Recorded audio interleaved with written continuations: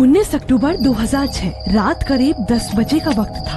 दिल्ली के हैदरपुर बादली गांव की एक सुनसान तंग गली के आखिरी सिरे पर एक टूटा फूटा जर्जर कमरा था। उसी कमरे में दो लोग बैठे थे, एक करीब 32 साल का सांवले से चेहरे वाला और दूसरा थोड़ा जवान 25 साल का। नाम था अनिल।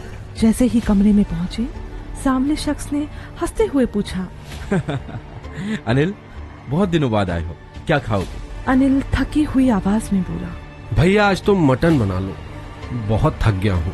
वो बोला, चलो साथ में मटन बनाते हैं। रात के 12 बज चुके थे। दोनों ने शराब पी, फिर मटन खाने लगे। हंसी मजाक चल रहा था, सब कुछ नॉर्मल लग रहा था। लेकिन अचानक वो सांवला आदमी बोला, तुम बैठो, मैं अभी आता हूँ। तुम्हें सजा भी तो देनी है। सजा? अगले ही पल वो आदमी एक कोने से रस्सी लेकर आया।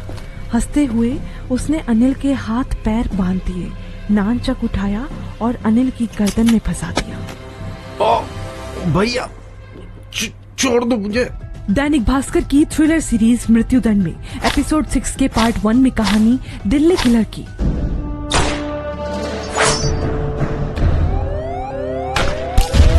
अनिल तड़पने लगा, उसकी आंखें लाल पड़ गई थी, जीभ बाहर निकल आई।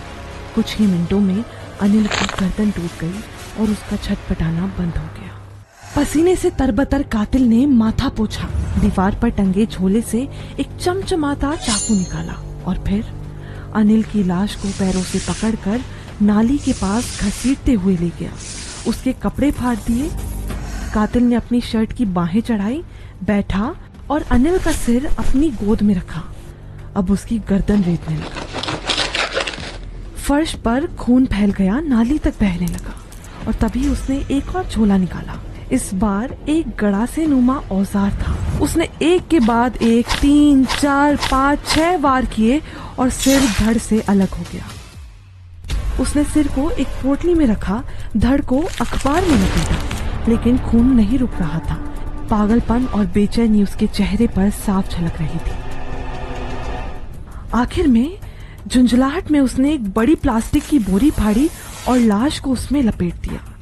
जब खून रिसना बंद हो गया तो उसने लाश के पैरों को छाती की तरफ मोड़कर बांध दिया और दूसरी बोरी में एक लाश को ठूसकर एक बांस के टोकरे में रख दिया। अब उसने आराम से बैठकर गहरी सांस ली, फिर खून साफ किया, चाकू और गडासा भी। अब एक कॉपी खोली, एक पन्ने पर कुछ लिखा, फिर उस पन्ने को फाड़ा और लाश वाले टोकरे में रख दिया। घड़ी में अब रात के 3 बज रहे थे। रेहड़ी पर लाश का टोकरा लादा और निकल पड़ा। हैदरपुर बादली आउटर रिंग रोड होते हुए तिलक नगर की ओर चला। लेकिन रेहड़ी रास्ते में खराब हो गई तो उसने देखा कि पास ही में एक मंदिर है। उसने रेहड़ी वहीं खड़ी की और टोकरा सिर पर उठाकर बस का इंतजार करने लगा।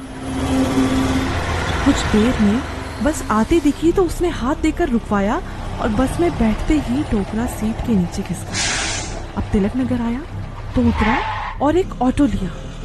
ठंडी हवा में झपकी लेते हुए। पूरा वीडियो देखने के लिए डाउनलोड करें दैनिक भास्कर ऐप।